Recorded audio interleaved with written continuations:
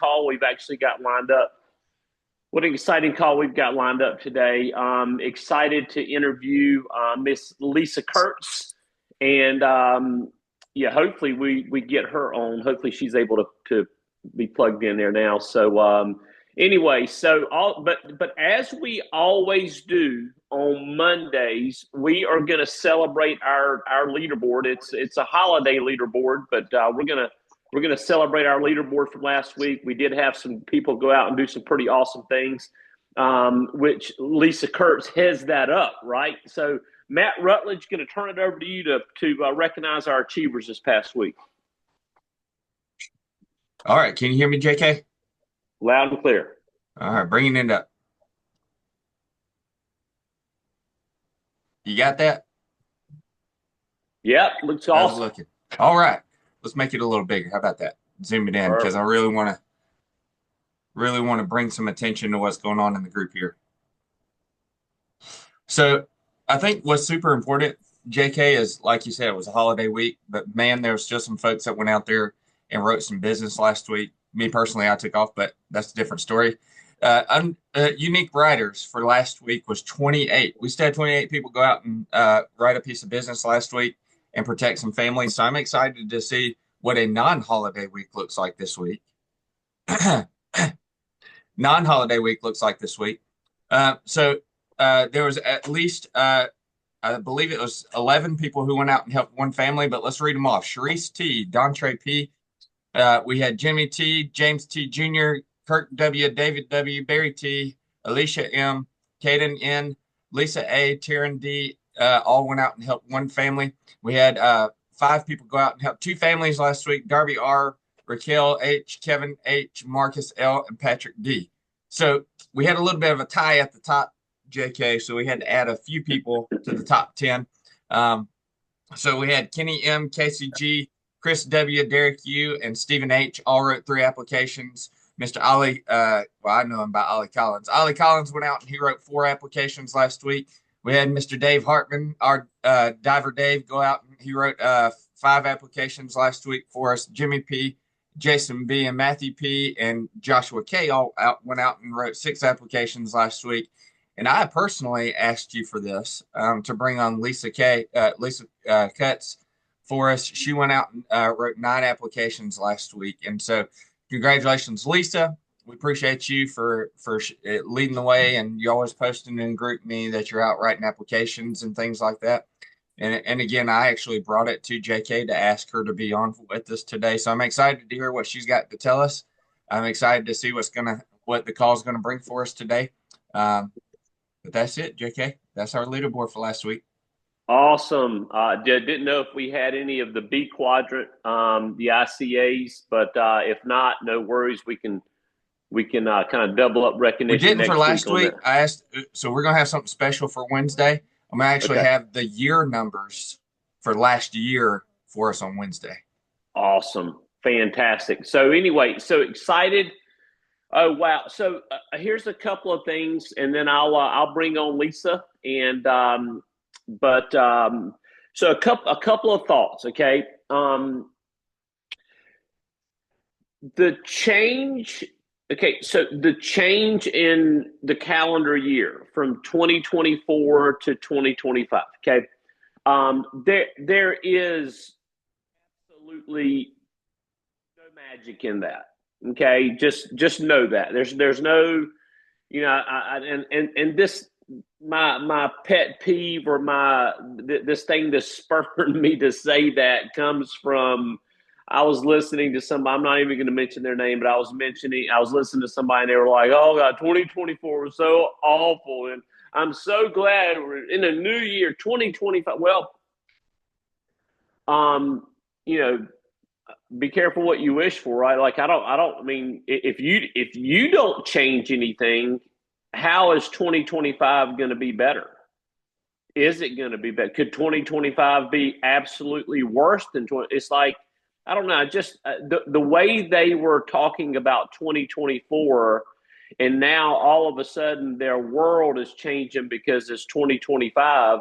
I mean, I do like the positive expectation, but Will that positive expectation last through their first adversity? When will they have their first adversity? Here's what I know. I know that if you are changing the seeds that you're sowing, then you will have a better 2025. Okay.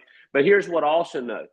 If the very moment you start changing the seeds that you're sowing in your life, adversity is going to come. Whenever we start moving forward, adversity comes. Now, there is a ton of factual from a positive PMA, positive motivation standpoint, positive mental attitude. There's a lot of facts that back that up, right? And it's like the crabs in the bucket. Like the very moment one crab starts to try to climb out of the bucket, there's a whole bunch of them down at the bottom that's going to try to pull him back, right? So 2025, hope that you're going into 2025 with just way different expectations, way different mindset behind your goals, way different resolve, that mental toughness, just way more of that. Okay, but in your mind, you're being intentional on this is going to be my best year ever. This is going to be my best year, and here's why. I'm going to create these success disciplines and I'm going to do them. And here's what I know. I know that those disciplines, those habits that I develop, they are seeds that I'm going to sow. And what I'm going to create is I'm going to create a whole lot of good, a whole lot of financial success, a whole lot of relational success. I'm going to create a whole lot of good that's going to start running me down and overtaking my life. I mean, what an incredible visual that is. Most people live in the opposite, where the bad stuff overtakes their life, and it's like, oh my God. But it's like visualizing like when that good stuff's chasing you down and it overtakes your life. It's like, man, good stuff's happening all the time and everywhere. Okay. Association, plugging in to these calls. Okay.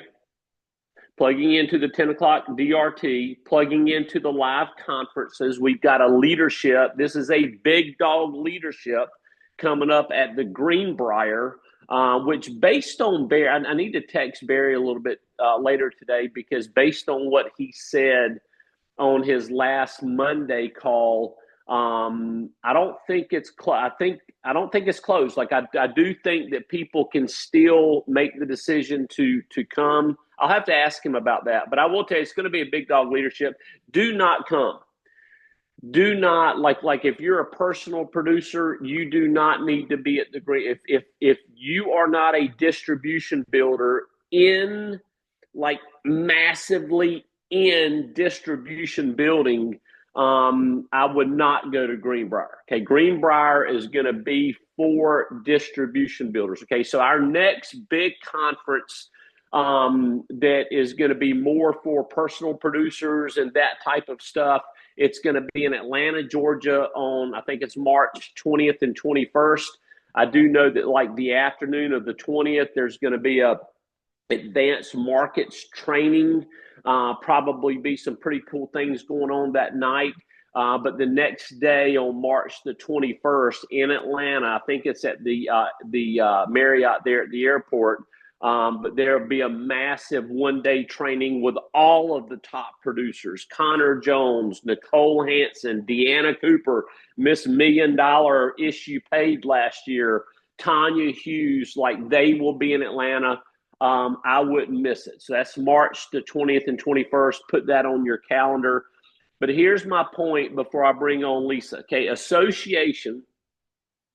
Okay, association is the most powerful thing in the universe. You become like, I don't care if you believe this or not, this is absolute fact. You become like people you associate with, good and bad. Okay. I'll also say this, that association, being that most powerful force in the universe, association, it's stimulation. Like my association stimulates my thoughts, my whole life in certain directions. That's why I know it's important for me to keep my association where I'm moving forward, be intentional on my association. Um, so association, looking at it from the standpoint of stimulation, I will tell you this, and I believe this: compare the lives of people that are fanatical about their association versus people that aren't fanatical about their association. They're very lukewarm about their association. Compare the lives, and I will tell. Like, I would love to see a documentary on that. Like, compare a life, and I don't care how much they're struck, but compare the overall quality of life of the person that is being intentional, get fanatical on their association. They're reading 15 to 20 minutes a day. They're speaking their affirmations. They're listening any good stuff they can listen to. They listen to versus the radio stuff or the $10 an hour DJ. I mean, they are fanatical 24/7 about creating that success consciousness that we talked about this past Friday. Compare that life to the life of somebody lukewarm in their association. Guys, I'm just going to tell you, if you saw that, like I saw a comparison the other day of I think it was a comparison of a cancerous lung compared to a healthy lung. And it was like, wow, that's a lot big difference, right? Well, same thing if you compare the life of somebody associating versus somebody not associating. So now, Lesa Kurtz.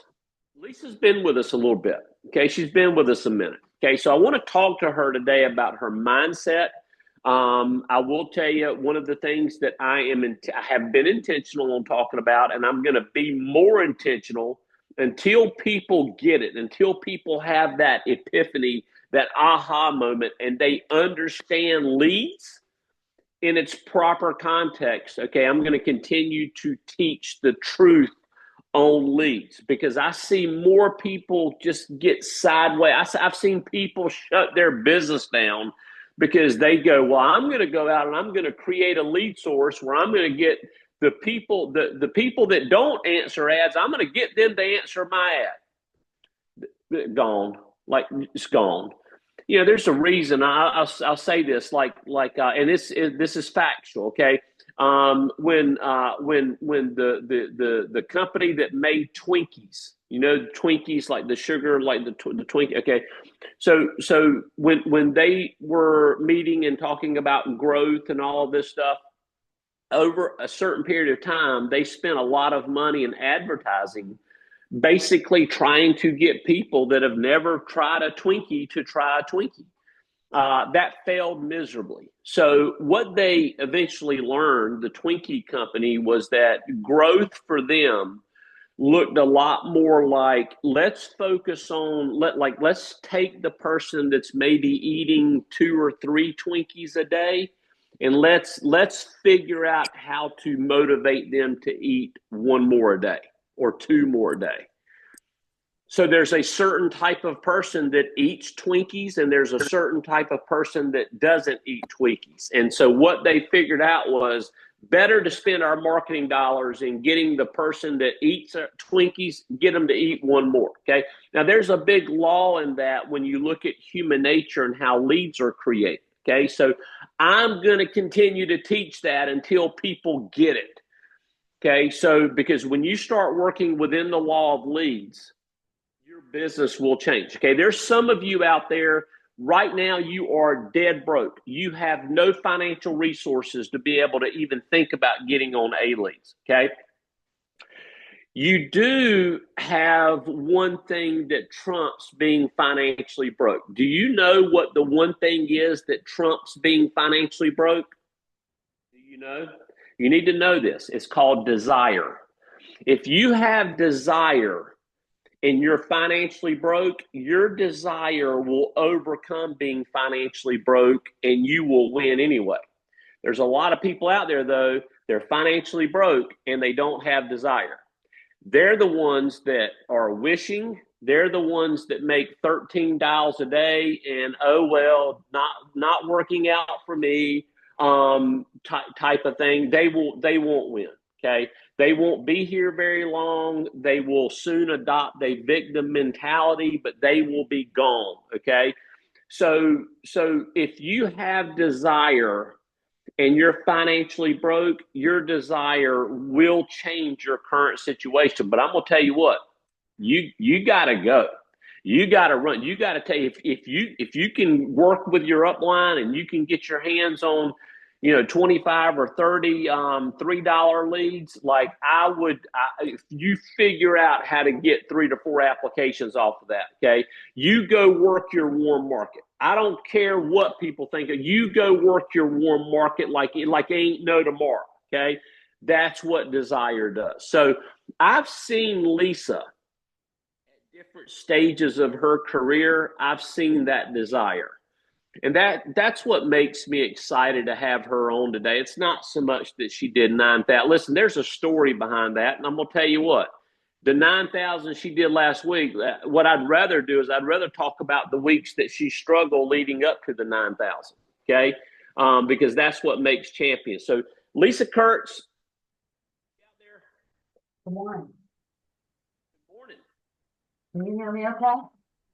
You're a little bit low on volume, but I can hear you, and you're fine. So don't get the technical crew in there just yet. Yeah, I was just gonna say, whenever you speak, look up towards the camera, and it'll catch you a little better. My camera's been going in and out, so that hasn't helped. So I apologize for that. But good morning. Okay, whatever you just did, it did help the volume. So Lesa, introduce yourself. Who is Lesa Kurtz? Where are you from? How'd you get in this industry? All right. Well, again, I'm Lesa Kurtz. I live in South Central Pennsylvania. Snowy today. So it's a lovely day, gives me more time at home. I came in this business in November of 2019. My husband, someone introduced my husband to the opportunity. He went to a couple meetings in Philadelphia and Baltimore. I was a banker at the time, a life insurance banker, and took him home a couple times. He's like, Lesa, this is for you. You need to do this. I'm like, no, I've done commission only sales before. I'm not doing that again. I've been there, done that. Well, I played hooky one day, which I hate to do, but I did it. I played hooky. This must have been, this was in 2019, I think October. Met Rob Jones, met some other people in the company. This was in Baltimore, I think, Baltimore or Philadelphia. And I saw it and I thought, I want everything that those people have. So that's what brought me here. Love it. And here's the thing. And what you just said, I will tell you, most people, they didn't catch it, but it's the most powerful thing in the world. And that is through your association. When you start associating with a group of people that have created different results in their life, and inside of you make that declaration, I want what they have. That is the most powerful. I was not sure how many of you guys watched the series Yellowstone. That's now it's not a series anymore. But I remember one of the most powerful episodes where the young boy that they ended up adopting, he walked out of that stable one day and he looked at Kevin Costner. And he saw him ride off in a horse, and then he told one of the other workers, he said, I know what I want to be in life. And one of the other workers that had no dream said, What do you want to be? He pointed at Kevin Costner. He said, I want to be him. And I went, man, that's it. Lesa, that's my story.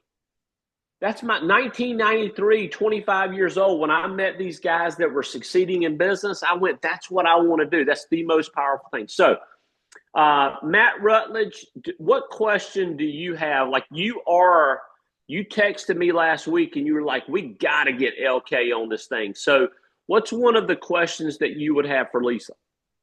Yeah. Can you hear me okay? Yep. Okay. Yeah, I did notice that she was on all of our calls and she was a part of it with us for a while, and she would hop into the CVO pretty regular and I guess when was it when it finally was just like, all right, enough playing around with this hobby. I need to make it a business. Like this is my career. I decided to do it. When was it? And kind of like, I guess, just because I think the hardest part for a lot of people is confidence. Is confidence in this business, confidence in, okay, I'm ready.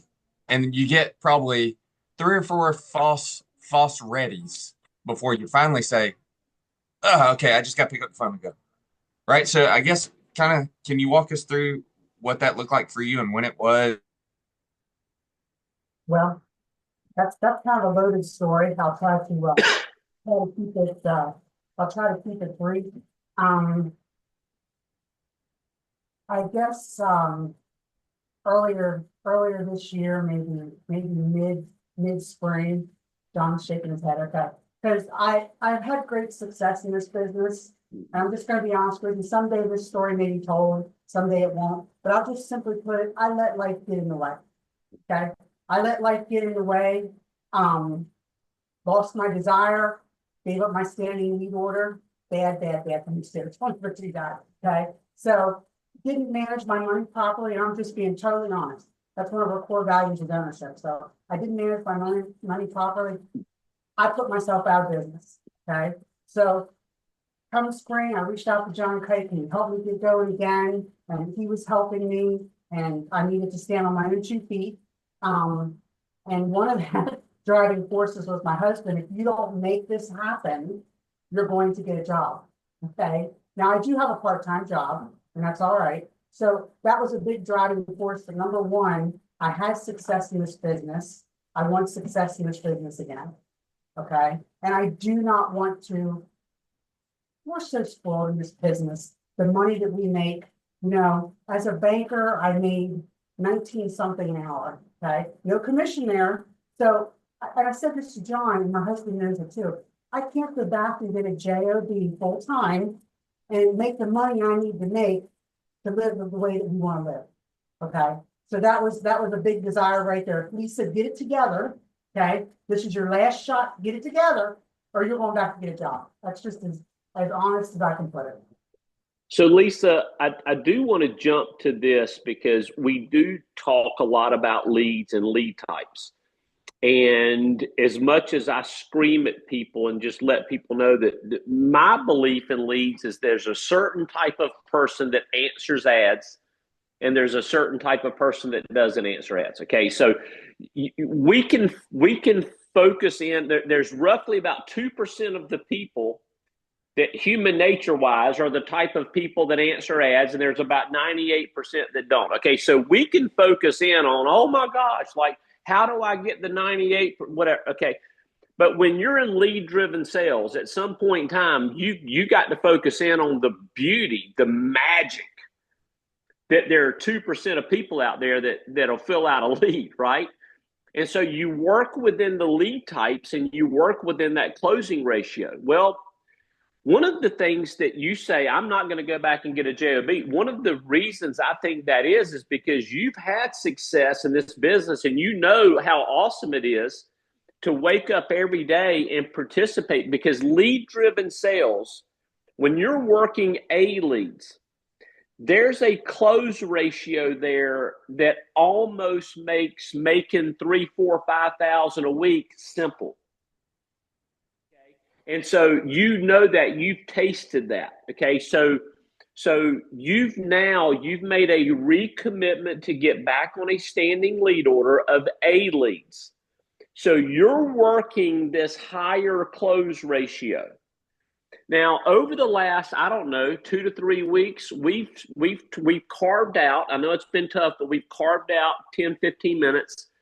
And you have done something that I really think everybody can learn from, no matter what lead type they're working.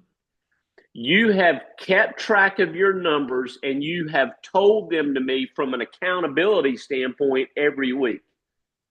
And Lisa, you fight to get in touch with me. It's not me getting in touch with you. You're sending me texts going, hey, scumbag, we need 10 minutes on the phone, right?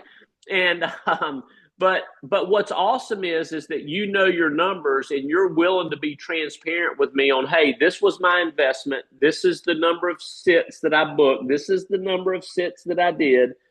and we've talked through that. Can you kind of maybe teach your thought process to everybody this morning on that and what that looks like and how it's helped you? Okay. Well, my thought process on that is I did not do it before. Okay. I'm just going to be honest. I flew by the seat of my pants. Okay. And I wasn't spending money wisely. And it was my own fault. I had people telling me, put money back for taxes, put money back for leads. You know, this is what you need to do. And I was going through, I have tons of these notebooks. I've been here since 2019. So I was going through trying to find the ratio. And I was talking to John about that. And somewhere I found put 50% in your bank account and put 50% in your lead account. Well, I was already putting 50% in my lead account. Okay, so I had that thought out. But you have to know, if you're profitable. You know, if you're spending more money in leads than what you're getting in APB and deposits into your bank, well, then you got a problem. You have to readjust. And I'm very sensitive to this. And John hears it every time we talk because I want to stay in this business. So I have to be smart, you know, with my money and my lead investment and my appointments. I have to be smart or I'll put myself out of business again. Is that what you wanted to hear, John? Yeah, absolutely. So I'm looking at how much I spend, how many appointments I set, how many do I sit on, how many do I close. So I'm keeping track of all of that. And John said to me, he said, when I was in the field, I probably should have done this, but it would drive me crazy. I was like, yeah, I'm probably driving you crazy. But that's why. Well, so I'll say this, and I'll let Matt or Johnny ask the next question. But so if you're getting started out there, okay, and you're not at the point where you're working A leads, okay. What we teach on this call virtually every Monday and Wednesday and on our team call on Thursdays is we teach the getting started process and how your mindset needs to be quickly getting on A leads. Like, why? Because it's just smart to work the highest close ratios. It makes this business easy. So when you're working the aged leads, the $3 leads or whatever, okay, you don't want to eat your seed. When you make a sale or two sales, or I've seen agents have a great week where they make 2 to 3 sales, and then next thing you know, 3 weeks later, you don't hear from them because adversity, distractions come in. But what happened? What was the real problem? They ate their seed. They took their money. They probably had a ton of bills and stuff that needed to be paid. All, you know, the distraction of the urgent. When the urgent scream, there's nothing more expensive in life than being broke. Because when you're broke, you've got the urgent screaming at you. It screams at you and it makes you like, oh no. And so they took their money and they paid bills instead of. They should have either, at the very minimum, increase the amount of money you're investing in leads so that you can make more sales, or probably what's even a better strategy is not only increase the amount of money you're spending, but increase the quality of your lead. If you're working maybe 30 or 40 or 50 $3 leads a week and you make a couple of sales, next week, maybe work the same 30 or 40 $3 leads, but add in maybe 10 to 15 higher quality leads. That's your step on how to get up to eventually being like these top producers, Connor and Nicole and Deanna and Tanya, you know, where you're working nothing but A leads. Okay. I know that the amount of money they're investing can be a little bit like, you know, like takes you back a little bit, but I promise you it's business 101. And every single 1099 business in existence, there's money you spend on marketing. That money gets you in front of whether you're advertising on TV or radio or what, that money gets you in touch with qualified clients, and that's what creates the revenue. So in our business, the money that we're spending, and you look at a Deanna Cooper that's spending $3,000 a week on leads. Okay, well, Kyle, that's a lot of money. Well, she made over $1 million last year. She spent $3,000 a week in leads, but she made over 7 figures. I mean, you do the math. Like at some point in time, you have to start thinking like a 1099er, not a W-2er. And so, and when you're a 1099er and you're overall netting 30, 40%, 45%, I'll tell you what, life gets pretty good. Life gets pretty good. Go find out what a doctor nets. Go find out what a chiropractor nets. Go find out what a restaurant owner nets. So anyway, so Lesa, okay, Matt or Johnny, any questions for Lesa? Well, 2 comments. When you said talking about leads, if you do the calculations with $3,000, you said a week, right? Mm-hmm. So about $156,000 a year she spent in leads. Yeah. But if you consider the $1 million, she profited $844,000. Yeah. So yeah. Quick math. Let's see. Let me check chat first real quick. Appreciate you, Glenn, for helping us with double check that math. Okay, I answered Melissa's question. Johnny, you got anything? Let me see where you're at. There you go. Go ahead. And I will tell you more of the real numbers with Deanna, because Deanna's on a higher than 100% contract level. Right. So Deanna made over $1 million this past year on her own pen. And I think the number, when we spoke privately, I think the number that she ended up investing in her leads, by the way, she was working, and she'll admit this, 7 days a week, which we don't recommend anybody do. But she invested a little over $200,000 last year in lead expense. But she did everything virtually, so she had no car expense, she had no hotel expense. This was 100% virtual, the way they teach on the DRT. So, Johnny, you're unmuted, bud. Thanks, sir. Good morning, JK. Good morning. Lesa, great job last week. I think with some of my new agents, as they are working some of these older leads, I know you probably went in, you had a certain amount that you were purchasing on a weekly basis so that you could get, your 10, 12, 15 appointments a week. Now, when you made that transition, from my understanding, you've transitioned back over into A-leads. Is that correct? Yeah. Yeah. Now, when you made that transition, Lesa, how did that transition go? When you went, just for somebody that wants to set up a standing lead order, what was your transition into moving into a standing lead order? Did you go to the lead center, or were you with a different lead program, or how did you get your standing lead order set up for A-leads? Good question, John. Thank you. That's a very good question. I use Victory Marketing, Randy Hinder. I didn't like John Kite. I like the mail back leads that somebody fills out, or now the QR code there. I like that just as well, and that's just me. And let me say this for the new people that are here, because I've been where you are. I have made money, good money, in every lead type there is. Okay, so keep the faith. Just keep doing what you need to do in the old leads until you can get to the A leads. So I was quite blessed, to be honest with you, because I know I've talked to Randy several times this year, and territories, were not open. And I just happened to call. We had 2 states open that I was interested in. And I said, bam, I said, I want to get 23 to 20 to 25 ADs a week. Where can you get that from? And he told me the states. I said, I'll take those 2 states. And they started coming in the next day. He was already mailing to those states. So it was actually a beautiful thing. And I've already been in discussion. My husband is helping me a lot this time around to manage the finances, because I didn't do it well the last time, just being honest. So we've already talked. We want to bump that up to 30. We're not quite there yet. I want to build the lead account with more money. I want a cushion there, because that's what happened to me before. I had a week where I had a $200 lead bill. I just didn't sell anything. It was just an off week, I guess. I was probably off. So my lead bill came around and I had my pay for it. Okay. So I do not want that to happen again. Okay. First of all, I want to have success every week. I know some weeks are better than others, but anyway, so I'm kind of ramping up for that. That's probably more than you wanted to know, but.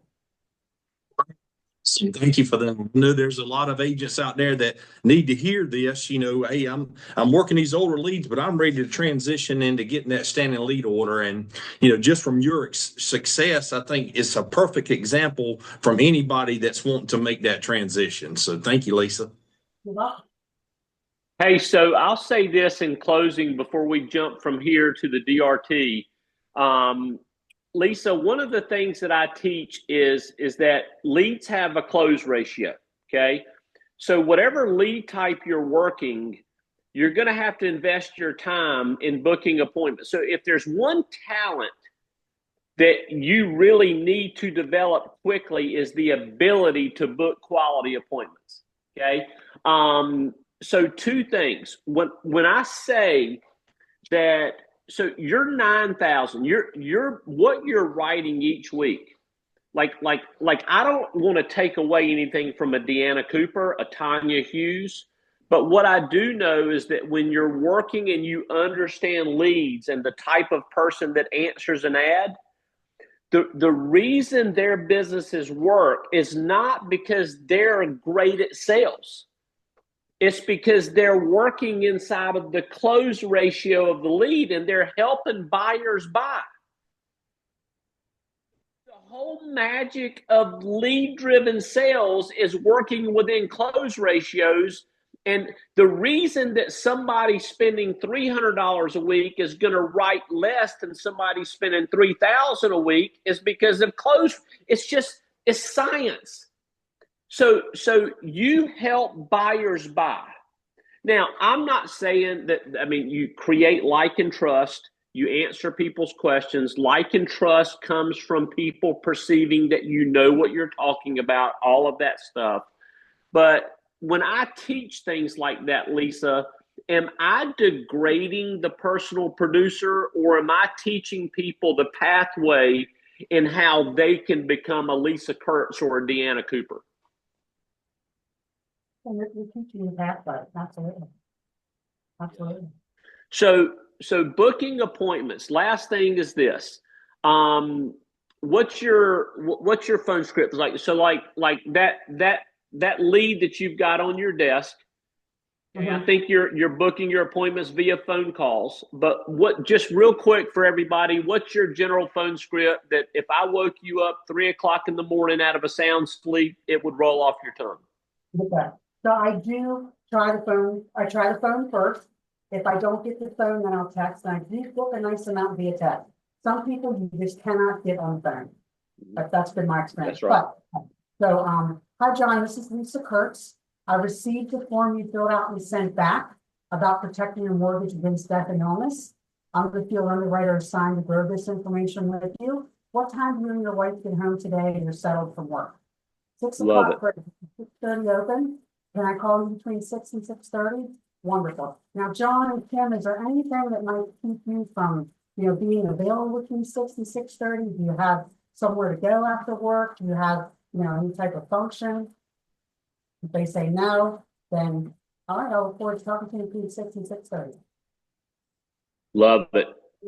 From there, and by the way, that part about do you have anything to do? I sometimes forget that tie down. So that's called a tie down. I sometimes forget that. I'm coming back into the business. I've been kind of rusty, so I'm trying to be better about that. But anyway, after that, I send them a text with a confirmed appointment, confirmed the time today, 6 to 6:30. Okay. That's another way I try to tie it down a little bit. Love it. Love it. So the magic of setting appointments, everybody just heard your phone script. I love your phone script. I love the tonality of it. And it's just booking appointments from people, from the type of person that fills out a lead. It's what we do. Get great at it and achieve your goals in 2025. Lesa Kurtz, thank you so much for being our guest today. I'm sure we will be having you on again and actually even hosting some of these calls in 2025. Thank you for your leadership. Thank you, John. All right, DRT, everybody's got the link. Let's jump over there right now.